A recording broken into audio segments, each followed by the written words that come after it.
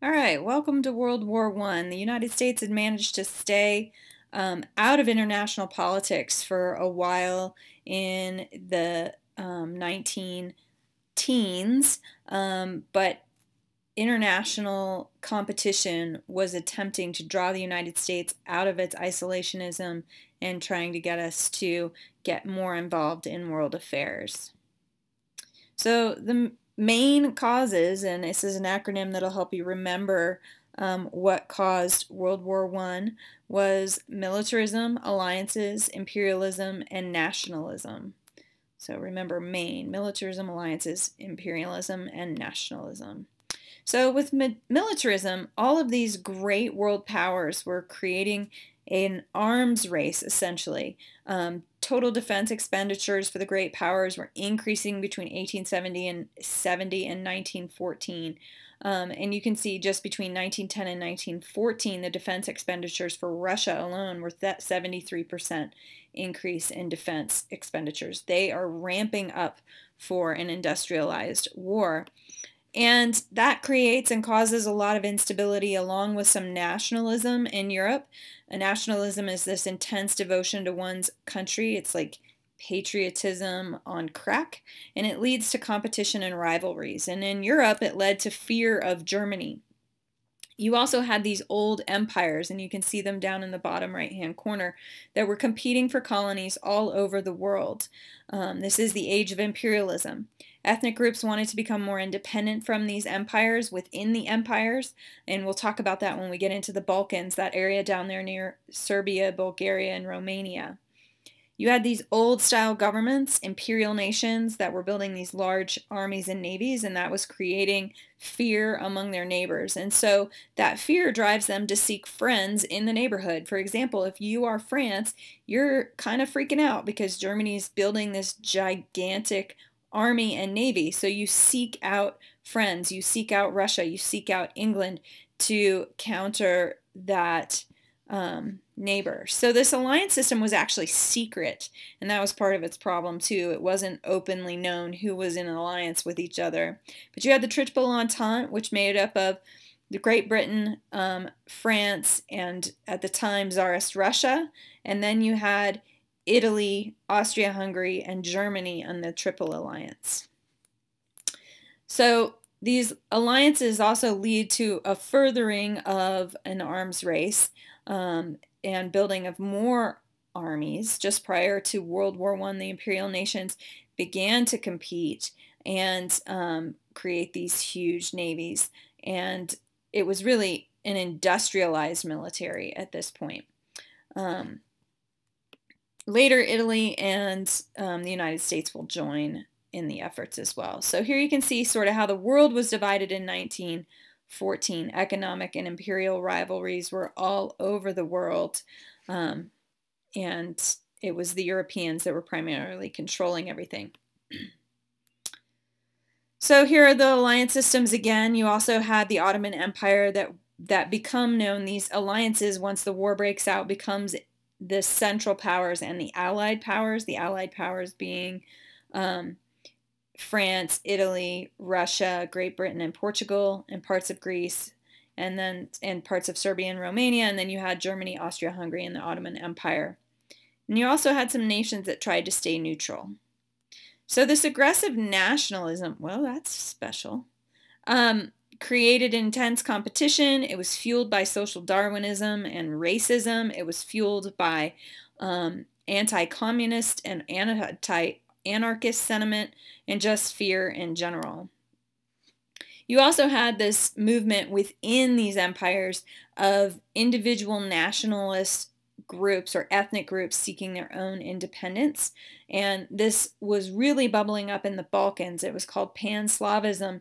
The Balkans, many of the people in the Balkans share common religion and languages language roots with the Russians. And so they often turn towards the east to get support. And it was seen as like a powder keg. There were so many different ethnicities and so many different ideologies in this region that it was really sort of ripe for some sort of event to occur. So it is actually there in the Balkans where the war starts. A group of Serbian terrorists, known as the Black Hand, orchestrated the assassination of the Archduke of Austria-Hungary, who is going to inherit the throne of Austria-Hungary, and he was Archduke Franz Ferdinand.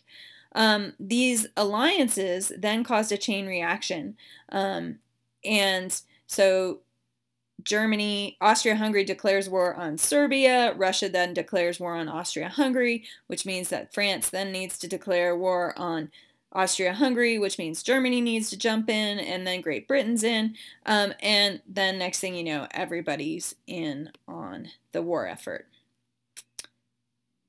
Both he and his wife were assassinated. This is a description of what happened, a memoir of Count Franz von Harek, who was there.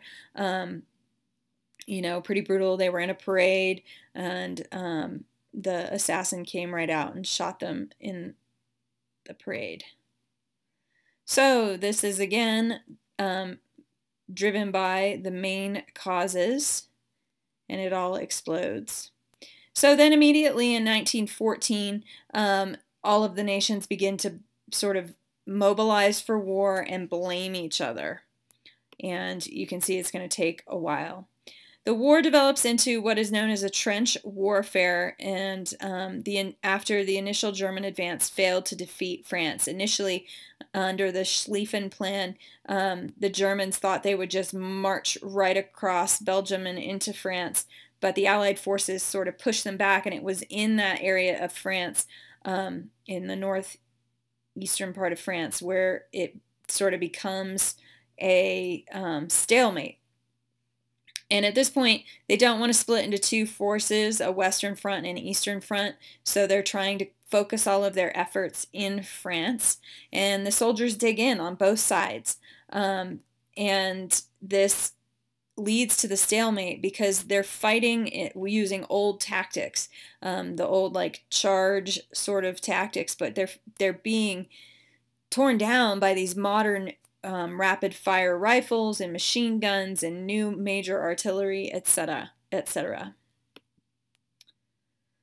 The U.S. throughout all this declares its neutrality in the war, and however, we did have some sympathy for the Allied cause. We had a pretty strong anti-German sentiment going around here in the United States during this time, and in fact, people were changing the names of sauerkraut to like freedom kraut and freedom cabbage or something like that.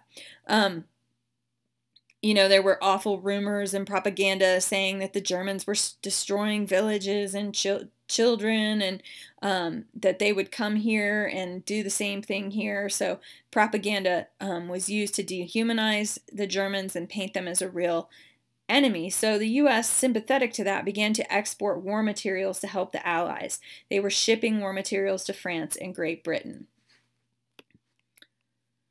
Well, the Germans, of course, get wind of this, and they're not super fond of it, and so they decide to declare a submarine war against the United States and begin violating U.S. neutrality.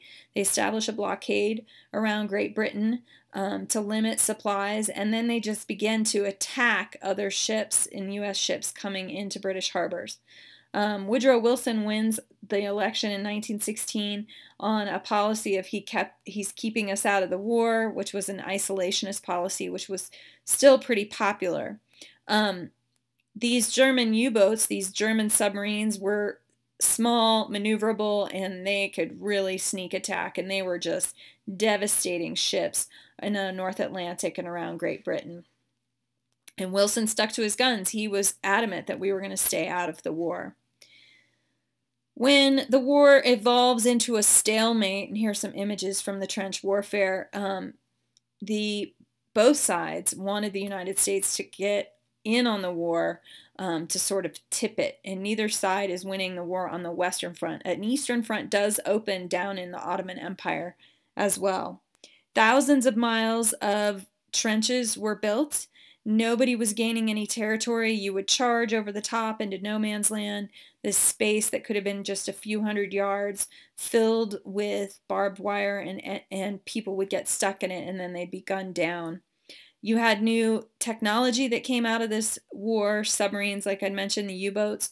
Airplanes were used for the first time during this war. Primarily, pilots were just dropping bombs out the side of them, and then they figured out how to attach guns and to time them to their propellers as well, so they wouldn't shoot their own propellers off. Poison gas was also used. Large range artillery, mustard gas, chlorine gas were extremely devastating. These are some gas masks that you see right there, and I have one in class that I can show you as well. It's 100 years old.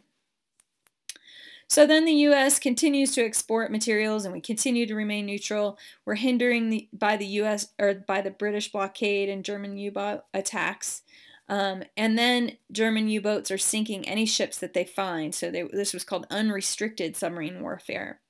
In 1915, a German U-boat sinks a British ship called the Lusitania, and there were 128 Americans on that ship. And in the media in the United States, people got extremely upset, and you start to hear more Americans actually calling for our involvement in the war. The Germans issue the Success Pledge, which says they promise not to wage war on ships and that they'll warn them prior to attack. However, they violated that almost immediately. So here are these German U-boats that were used. Can't imagine being in these for very long. They're very small, tight, confined spaces. They were used pretty effectively by the Germans. By 1918, Germans had sunk 6,500 Allied ships. They were very effective weapons. So Wilson actually, after the Lusitania sinks, starts to prepare for war. He tells the War Department to increase military planning. He gets Congress to pass the National Defense Act in 1916 to increase the size of the Army. And he approves the construction of 50 new warships. Then you get this note, this telegram called the Zimmerman Note.